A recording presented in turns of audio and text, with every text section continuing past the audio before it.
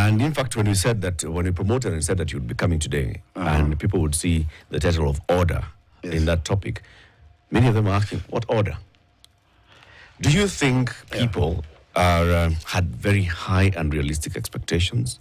No, I also have the same expectations. We must do it. Do you think those that are still feeling we still don't have order in this city are justified? They're justified. There's been restoration of order in many aspects. If you go to town these days in the CBD, Moi Avenue going up, you'll not find hawking. The time Nairobi is regulated. Nairobi of up, but also down there because we want to create more markets for these people to be able to trade. It was not going to happen in a year, or 2 years. We've said how the disorder has been building up for a long time from 1993. But it's a journey that we can say, look, this is where we're going to in restoration of order. And part of what we're doing, like the discussion on Makulima, is about order. Yeah. And so we must decide what we want. You can't have your cake and eat it. You can't say, oh, you Kanjo, you're harassing hawkers. But we want order. Or we can't have our cake and eat it. And if you look at comments normally online, whatever you do, you're damned if you do, you're damned if you don't. We are focused on making sure before we move somebody, we have found the alternative for them to go to, because we must also be fair and we must be humane. Yeah. And now that's what we've been able to do. We've built these markets. We've made sure that they're operational. Now move. And when we say now move, that it's there, we will not pull back. One of the things that you will need, though, Governor, is the buy-in of critical stakeholders. Yeah. You've told us about the matatus and the matatu sector, yes, and the kind of pushback that you get. We saw Makulima Market and the lighting of tires, and you had to have another meeting and another meeting. It's like stakeholders are not walking the journey with you. No, that's not true. When politics comes in, it'll look like you've never discussed these things with these people. When is the last time you had a matatu strike in Nairobi? It's not happened in 2 years.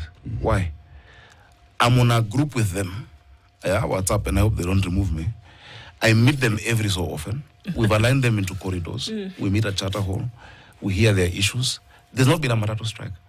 You've not seen the running battles that were there with hawkers. And, they used to be chased and injured with crude weapons. I'm sure you remember all that. It's not happened. You might find one instance or another. Like I remember there was this young boy called Renova who was selling groundnuts. Yep. And the groundnuts was spilled. Yes. And when you see it online, when you see it in 2 seconds, you're like, oh my goodness, these guys are so cruel. But I called the boy and heard his story. Actually, they are trained that when you see an authority coming, create a scene. Whether it is your nyanyas or whatnot, spill them, because he's a Burundian boy who's been trafficked to Nairobi.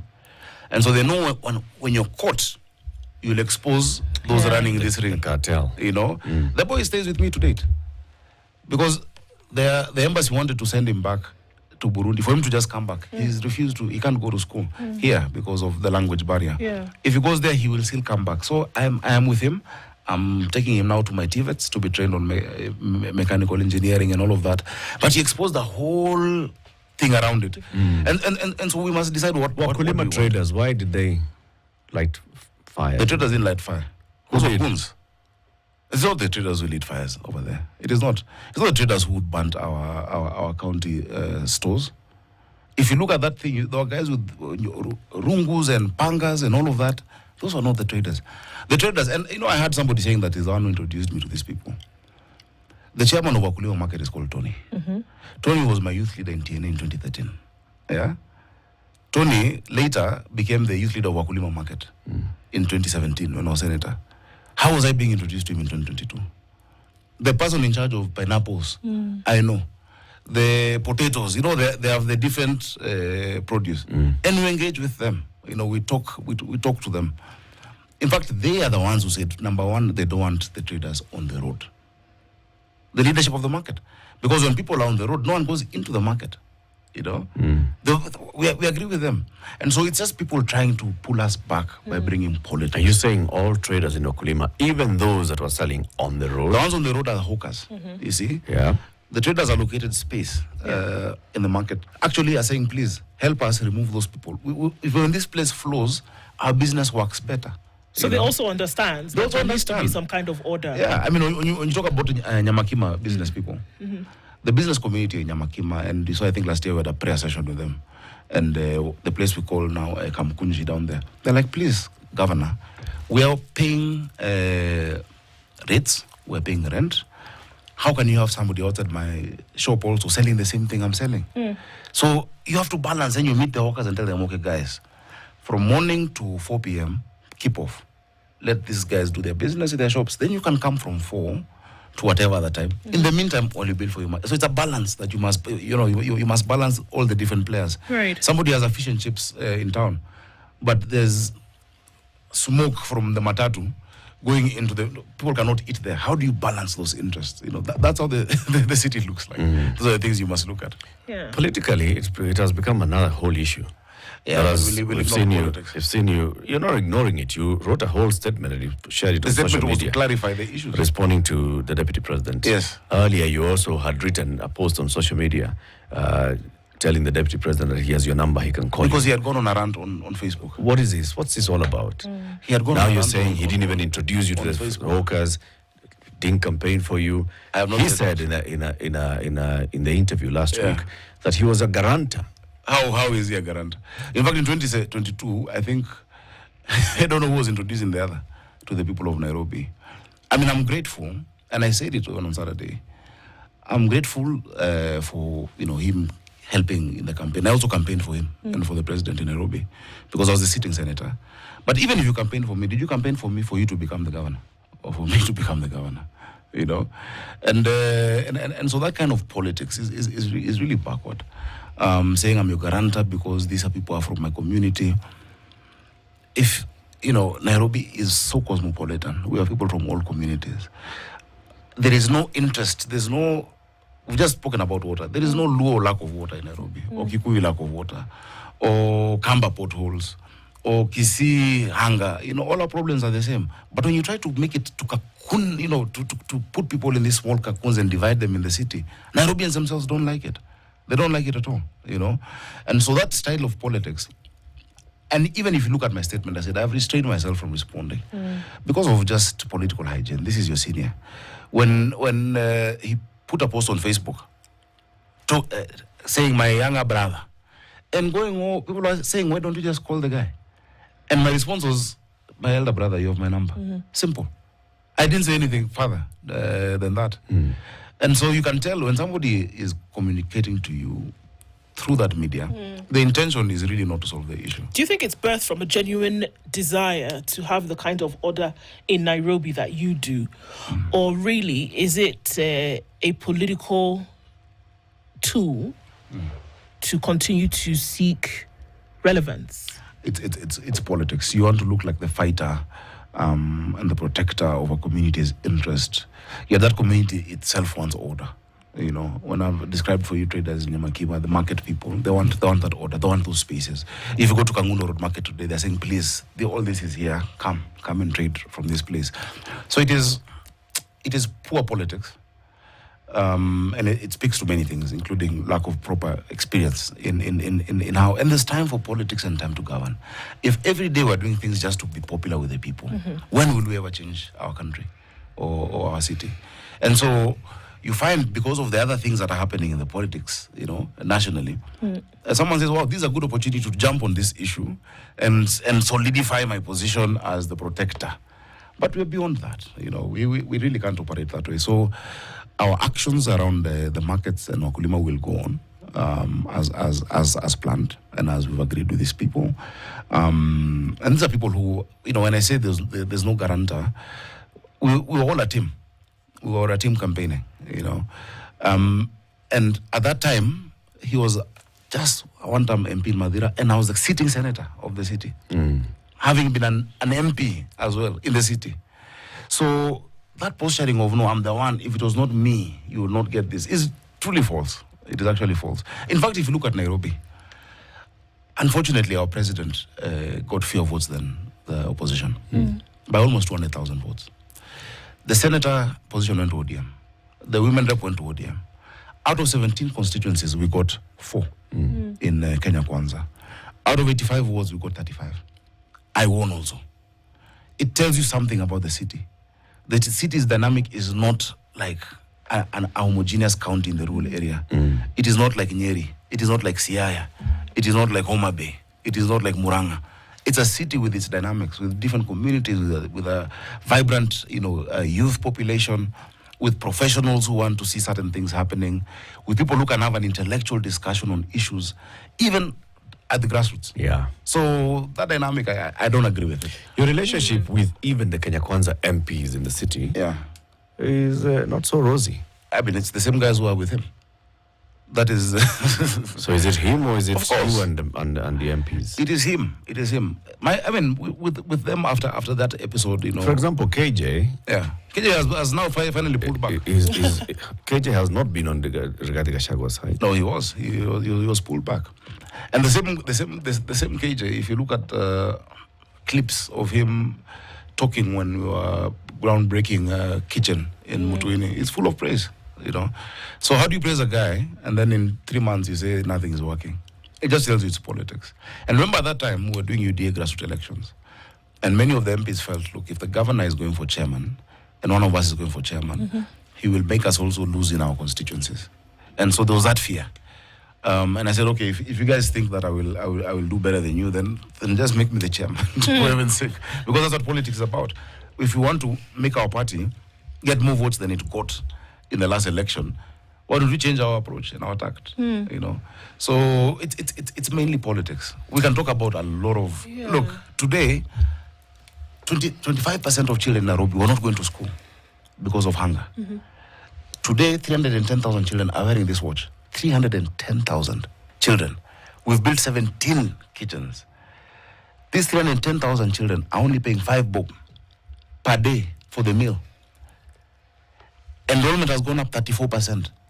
There used to be 240,000 kids in our school. It has gone up. Attendance is at 100%. The kids are, and more than that, they feel loved. Yeah. And they're happy. They're not even finishing the food. Some of them are taking the food back home. For their siblings or for their parents. We've created 2,000 plus jobs in that value chain. The chefs, the cooks, construction workers, the drivers, because it's a hub and spoke model from one central kitchen. And I wish you guys can take time and go to the one just behind you over here. Or at Road C. And just see, that one produces 60,000 meals a day. That's the one Sifuna visited? Yes. The senator? Yes. And the others produce many questions to ask. They were clarified. Others you'd have seen a report. It was all clarified to him. And he understands how it works. Because everyone would wonder, how is this thing working? But it's amazing. It's transformational. I think that's the thing that sometimes irks me. And, quite honestly so, Governor, is that there are many things that are happening in the city that would point towards positive growth and development. Yeah. By your own admission, there are also a lot of things that need attention. Yes. But on the trajectory of whereby you say development is happening in the city, it is evident by some of the things that you've mentioned today and some of the things that we just see. However, it would just appear as though that unfortunately sometimes the ugly politics takes away from that. And when are we going to be... Look at Nairobi, how crucial it is to the development of the country as a whole. And the one who governs it, yourself, then has that strategic role to play that it actually just does stand in a place whereby it's a beacon.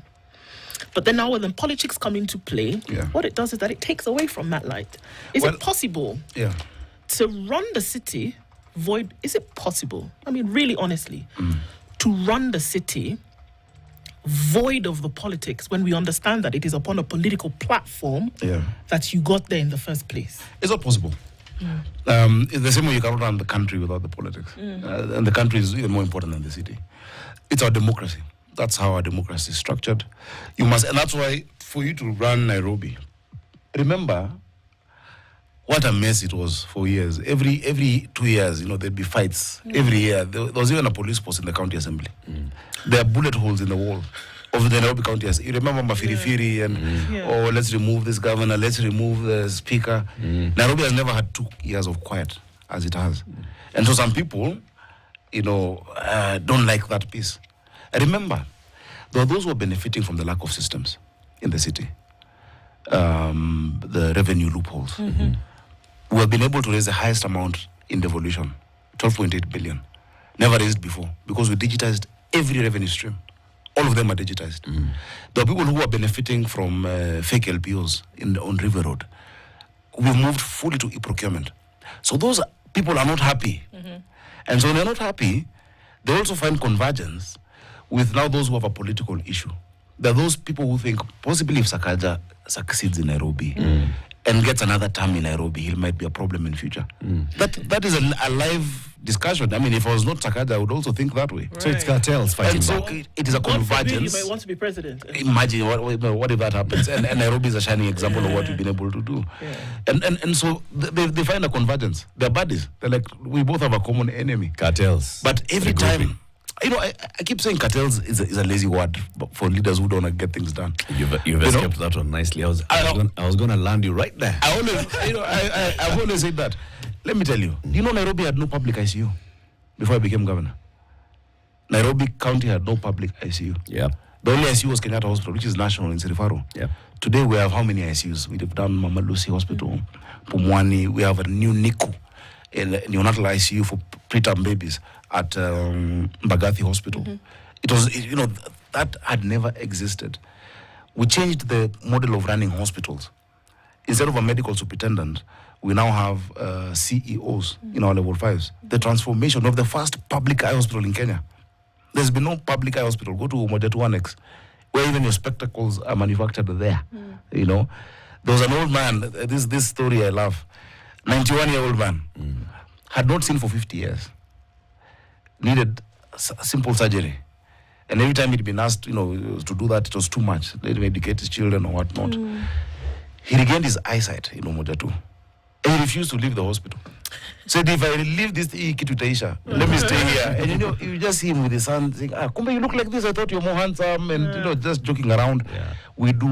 We see more than 300 people there daily. We've done thousands of surgeries. And so there's been progress. And so for you to be the governor of Nairobi, you must have a mind of a CEO and the heart of a social worker, but the grits and shrewdness of a politician, all in one. You must balance an assembly. I run a minority government. The leader of majority is ODM. The person who brings my budget is the MCA for Mabatini, the budget chair. I must work with them. And so the first thing that created a problem with the deputy president was when I got in, I started broad-based. I put in CECs from ODM, from WIPA. I mixed them with UDA. Chief officers, I mixed, And at that time, I was the only person possibly who in a day would talk to President Ruto, and then talk to Kalonzo, and talk to Raila, and come back to President Ruto. And I walked with him day by day and told him, boss, you see these dynamics? During the nominations, I told you, if we do 1, 2, 3, we'll lose these seats. We did. Because in our party, every party in the coalition fielded candidates. But in Azimio, if it was Jubilee, there was no ODM. And so and he said, yes, okay, actually, it makes sense. Go talk to him. These are the first names. What do you think? No. And that is how you run the city. And so you must be able to do that, to handle the MCAs and the politics, and then also go look for $100 million from Korea to do Northern Collector 2 in Maragua 4, and then also have the capacity to make sure there's drugs in your hospitals, and then move traders from Wakulima, and then come and do street lights where they've never been. Look at, we've done more than 10,000 lights. So it's that's what I'm telling you. It's a 365. And control development. Yes. Right? Because that's the other thing that is there. I know there's a part of it that's in court. You took us to court. Yeah. Yani Sakaja, you took us to court. There's the issue of... anything I say here, I must be able to substantiate. Simple as that. You took us to... Well, not taking us... The issue of development and uncontrolled development is one that citizens or residents of Nairobi are raising. Yeah. They feel that there are unscrupulous developers in this city. It is true. Who have permits to do 5 floors, they're doing 15 floors. There's no such case of someone with a 5-floor permit doing 15 floors. Okay, well, it's an example. But that's a wild one. For a long time, people just built how they wanted to build. I keep telling you the last master plan was 76 in terms of development control. And we sent that policy to the assembly, development control policy, land use policy. I know actually this week the MCAs and the planning committee are going to be in the coast, just going through that and the regularization plan. because of that, the first thing we did was to change the Urban Planning Technical Committee. The PLUPA, Physical Land Use Planning Act, talks about a CEC of lands being the one person who makes those approvals. And we said, look, let's democratize this process. It can't be one person saying yes or saying no. And so you have an Urban Planning Technical Committee, which has representatives from the Architects Association, from the engineers. In the first iteration of that committee, there are resident associations. Mkara was represented. And they sit every fortnight. And they debate. You have surveyors, you have Kenya Civil Aviation Authority that looks at those heights and says, no, this is too much. You have Nairobi Water. And so it is a democratized process. What I've also done, I've set up a team that is reviewing all approvals in the last 2 years to see if people are following what they actually asked for. And I asked the professional bodies, when an architect submits a plan for a building, and then the developer removes him from that construction, they should tell us. Because you find a submission has been done, it's good, it passes the test, and then somebody goes and does something completely different. And so there's need for that development control enforcement. Did you meet with the architects and the other professionals who sought your audience? Not once. And they raised this issue in a public press conference and said, we have been seeking audience with the governor. Never once met him. You see, did you since meet them? You see, it's an institution. It's not me. I've met them personally, but they sit in those committees. They sit in that Urban Planning Technical Committee. And so, yes, I've met Florence Nyole and her team. I've met the engineers, and I'm glad. I'm happy to meet them again. Okay. Yeah. Governor, we will give you 2 hours next time you come. We need time. So we need to discuss. Possibly we should do a next space. Yes. You can host one. We will do that. So we can discuss everything. So it's good for people to understand what's happening. Good idea. Asante sana. Sakaja Arthur Johnson is the governor of Nairobi City County Government. He's been our guest this hour talking about balancing between promoting business and restoring order in the city. It's 8 a.m. news time. Power your future and build your tomorrow at Kabarak University. Our world-class education in law, medicine and health sciences, education, business,